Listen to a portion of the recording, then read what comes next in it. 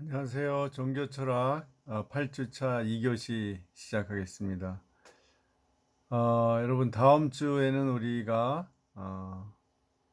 다음 주에 8월 아니야 5월 12일에 우리 만나서 대면 강의하는 겁니다.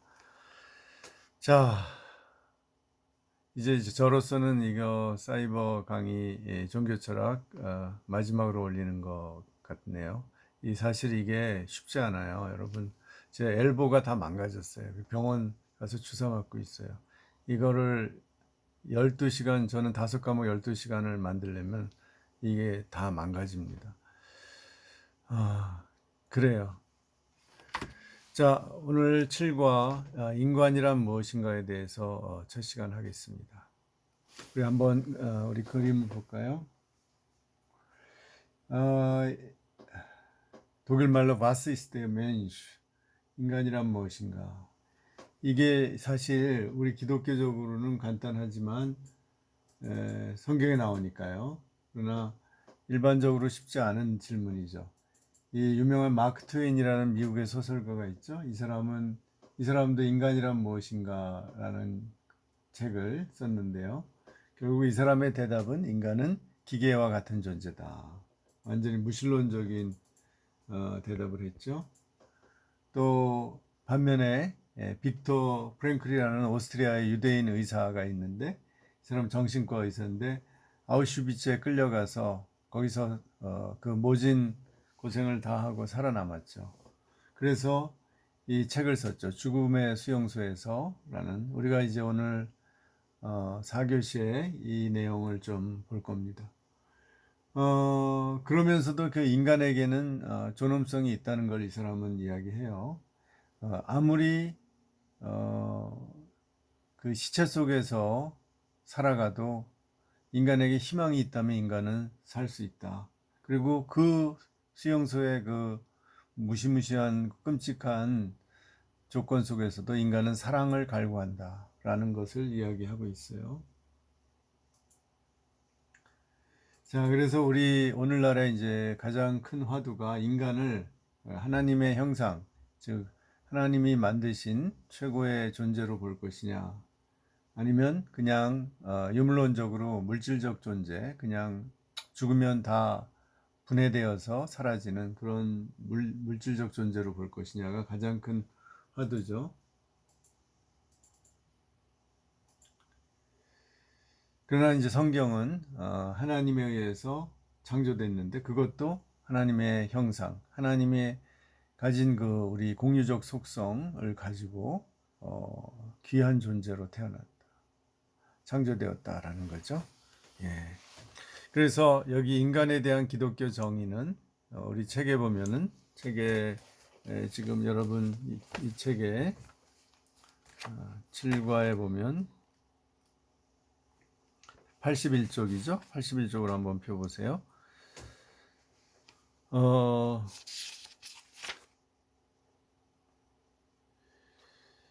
여기에 이렇게 나오죠.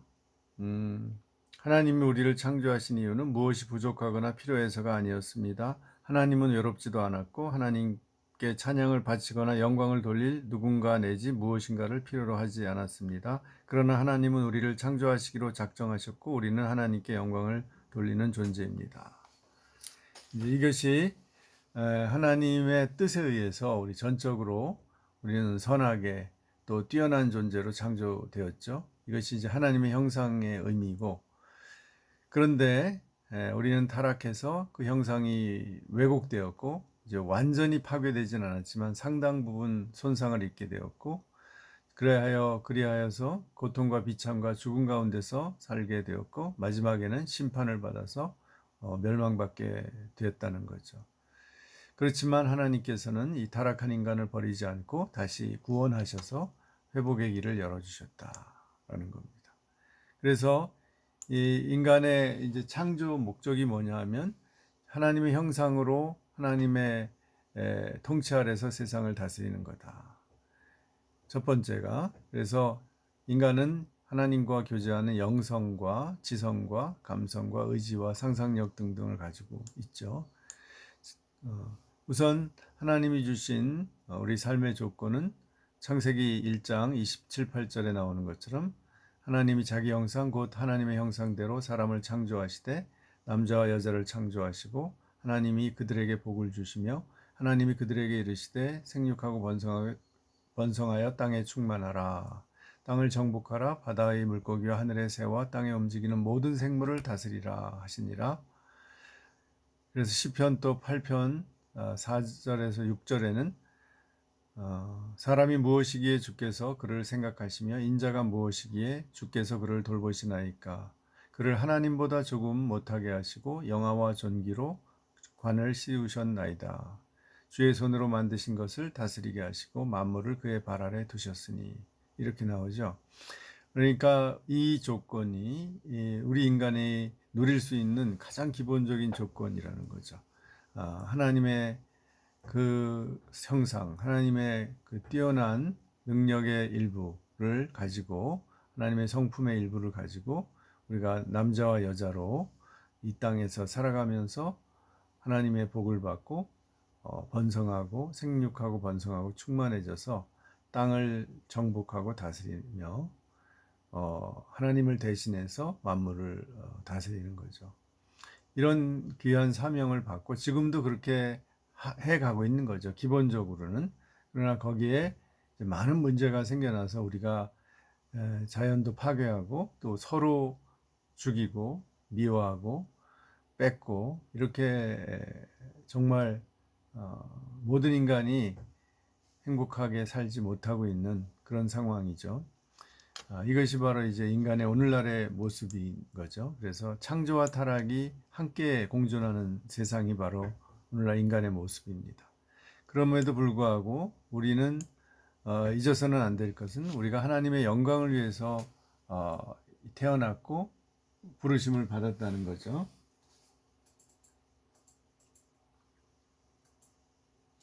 이게 이제 타락의 과정을 보여주죠. 아담과 하와가 하나님의 명령을 어기고 떠나죠. 그래서 형제끼리 가인이 아벨을 죽이고 그 결과 이제 좀 끔찍한 장면이 나옵니다. 아우슈비츠에서 이런 비참한 모습이 가장 그 문화 국민이라고 그 당시에 생각했던 독일인들에 의해서 자행되고요. 네, 이거는 일본의 남경 학살 때 일어난 찍은 사진들이에요. 이렇게 끔찍한 일들을 아시아에서 가장 선진화됐다는 일본이 저지르고 우리나라에게 저지른 것은 더 말할 나위도 없고요. 예. 그래서 우리는 이제 하나님의 영광을 위해서 살아야 되는데 그러려면 이제 회복의 과정이 필요한 거죠. 이렇게 이 어린이들처럼 이웃을 위해서 어릴 적부터 이웃을 생각하며 살아가는 걸 배우고 또 이제 사회 정의라는 것에 대한 의식을 갖고 공정한 사회를 만들려고 노력을 해야 되고요. 우리나라를 보면 아직도 좀 멀었죠. 부패 인식 지수가 39위예요. OECD에서. 이거는 뭐 전 세계 180국에서 그러네요. 그래서 39위예요. 아직 점수가 조금 오르긴 올랐는데 아직도 좀 멀었죠. 참 여기 가장 최고의 수준이 이제 우리나라가 요즘 코로나 19를 잘 대처해서 세계적으로 인정을 받았잖아요. 그렇다고 모든 게 해결됐다고 착각하면 안 됩니다. 엊그제 이천에서 일어난 그 화재 사건에 40명이 근로자들이 정말 비참하게 무의미하게 죽은 걸 보세요.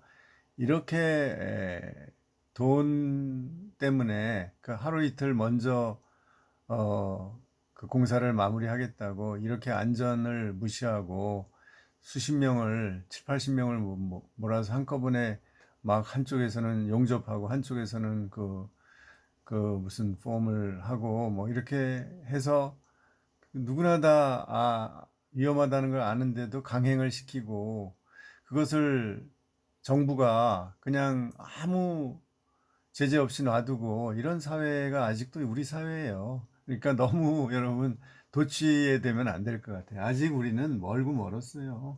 조금 더 경각심을 갖고 정말 우리가 문재인 정부가 이번에 잘했지만 코로나 사태는 그러나 이런 어제 그 화재 사건을 볼 때 아직 멀었다는 걸 저는 솔직히 느낍니다. 그거는 국민도 그렇고 정부도 마찬가지예요. 정부가 그걸 규제 안 하면 누가 하겠습니까? 덴마크나 뉴질랜드, 핀란드, 스웨덴, 스위스, 노르웨이, 네덜란드 이런 데서 그런 일이 일어날 수 있겠어요? 예, 아직 멀었다고 생각하시면 됩니다. 아직 우리가 전체적으로 볼 때는 조금 더 여러분과 이제 제가 분발해야죠. 예, 하나님께서 우리를 이렇게 창조하신 목적을 하나님이 누가 이렇게 만든 건데 피조물들을 이제 만드셔서 교제를 하면서 그들을 선하게 보시는 거죠. 선한 목적으로 만드신 거죠. 그래서 우리가 선하게 하나님의 뜻대로 살아감으로써 하나님의 기쁨이 된다는 겁니다. 그래서 인간의 창조 목적은 하나님의 영광이다라는 거죠. 그래서 한마디로 궁극적인 인간의 목적은 하나님의 영광을 위한 삶인데 이사야 43편 7절을 보면 내 이름으로 불려지는 모든 자 곧 내가 내 영광을 위하여 창조한 자를 오게 하라. 그를 내가 지었고 그를 내가 만들었느니라 라고 나오죠. 그래서 하나님의 영광을 구한다는 게 되게 추상적인 말인데요. 그 뭐 하는 거냐? 저 하나님의 뜻대로 순종하는 거예요. 다른 게 아니라 하나님의 원하시는 뜻대로 우리가 살아가는 거죠. 그런데 우리의 욕심 때문에 또 우리의 두려움 때문에 그렇게 잘 못하는 거죠. 한번 요 앞에 봅시다. 그래서 우리가 이렇게 원래 이제 세상을 잘 하나님 뜻대로 다스려야만 했죠. 그러나 우리가 지금 잘 못하지만 그럼에도 불구하고 우리는 어때요? 하나님의 기쁨이다. 그래서 우리도 하나님을 영광을 위해서 한다고 해서 그냥 하기 싫은데 억지로 두려워하면서 하는 게 아니라 하나님을 기뻐하고 즐거워하면서 따르는 거죠. 시편 32편 11절에 너희 의인들아 여호와를 기뻐하며 즐거워할지어다. 마음이 정직한 너희들아 다 즐거이 외칠지어다. 37편 4절 또 여호와를 기뻐하라 그가 내 마음의 소원을 내게 이루어 주시리로다. 그래서 하나님의 기쁨이에요, 인간은. 그러니까 우리가 우리 자체가 하나님의 기쁨인데 우리가 더 불순종 안 하고 순종하면 하나님을 우리가 존중하고 하나님의 뜻을 늘 생각하고 하나님의 뜻대로 살아갈 때 우리의 어떤 외적 조건이 어떻든 간에 우리의 가진 은사나 또 노력과 환경에 의해서 우리가 사회적으로 어떤 일을 하든 간에 또 얼마나 경제적으로 부유하든 간에 그러나 하나님의 기쁨은 그런 어떤 외적 조건에 상관이 없이 우리 자체를 보시고 기뻐하시는 거죠. 그것을 깨닫는 게 신앙의 아주 가장 깊은 차원인 것 같아요. 그래서 스바냐 3장 17절에 너희 하나님 여호와가 너희 가운데 계시니 그는 구원을 베푸실 전능자시라. 그가 너로 말미암아 기쁨을 이기지 못하시며 너를 잠잠히 사랑하시며 너로 말미암아 즐거이 부르시며 기뻐하시리라. 그래서 우리가 높은 지위에 갔다고 또 어떤 많은 성취를 이루고 또 부유해졌다고 하나님이 우리를 이렇게 잠잠히 사랑하시며 즐거이 부르며 기뻐하시는 건 아니에요. 사람들은 그렇죠. 우리가 잘 나갈 때 사람들은 우리를 기뻐하고 우리를 사랑하는 경향이 있죠. 그러나 진정한 사랑도 인간 세상에서는 그걸 넘어서는 게 진정한 사랑 아닙니까?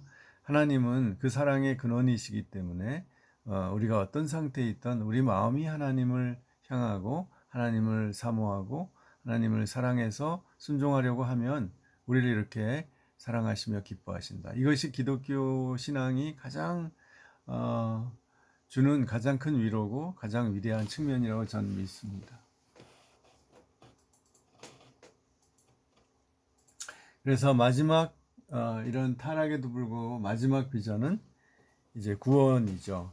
구원. 이러한 인간의 폭력의 역사, 결국은 이 전쟁이 끝이었고, 이제 우리나라는 북한의 핵 때문에 위협을 받고, 이런 통일, 아직도 분단되어서 이렇게 정상적인 삶을 살지 못하는 가운데 있지만, 그러나 우리는 알고 있어요. 언젠가 이것은 극복되어야 된다. 그리고 우리는 진실과 선한 세상으로 나가야 된다.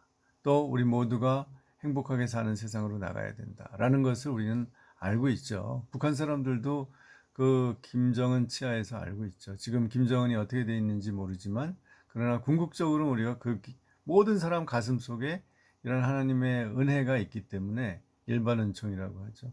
우리가 그것이 좋다는 것, 통일이 좋다는 것, 또 우리 모두가 경제적으로 최소한의 생존을 넘어서 행복을 누릴 만한 그런 여건을 만들어야 되고 그렇게 우리가 살아야 된다는 것, 사회적으로 공정하게 또 어떤 공동체적인 그런 상황 분위기 속에서 살아야 된다는 건 다 알고 있는 거죠.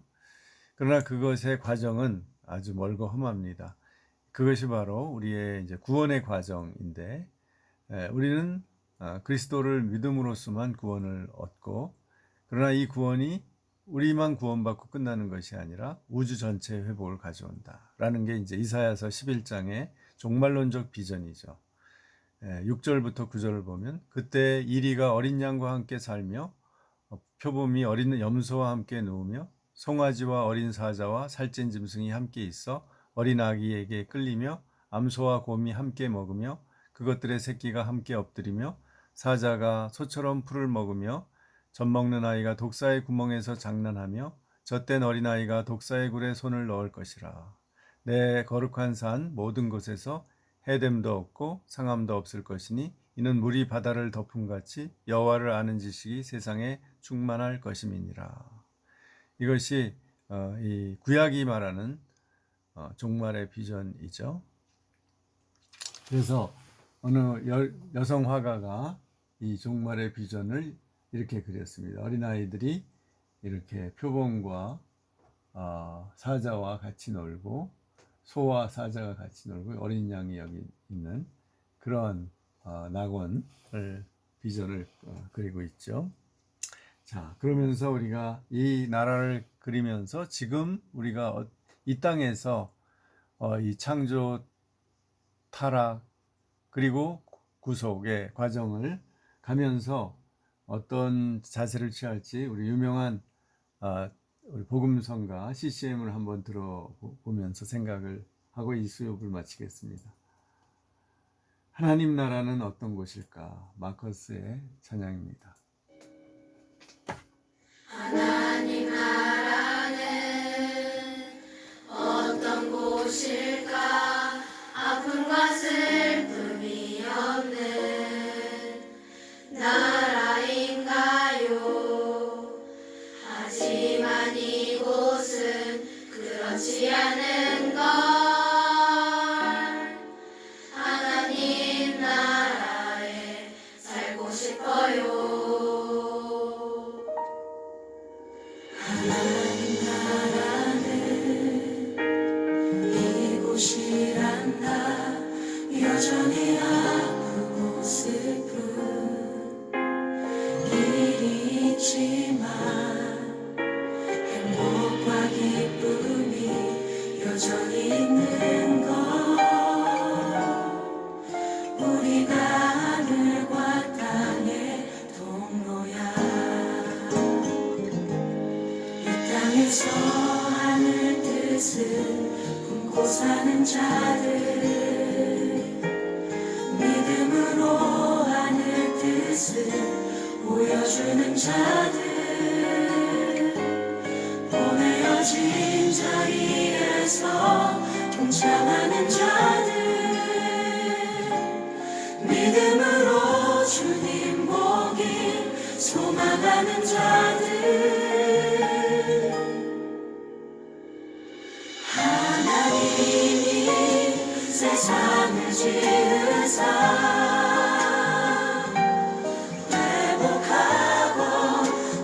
통치하시네.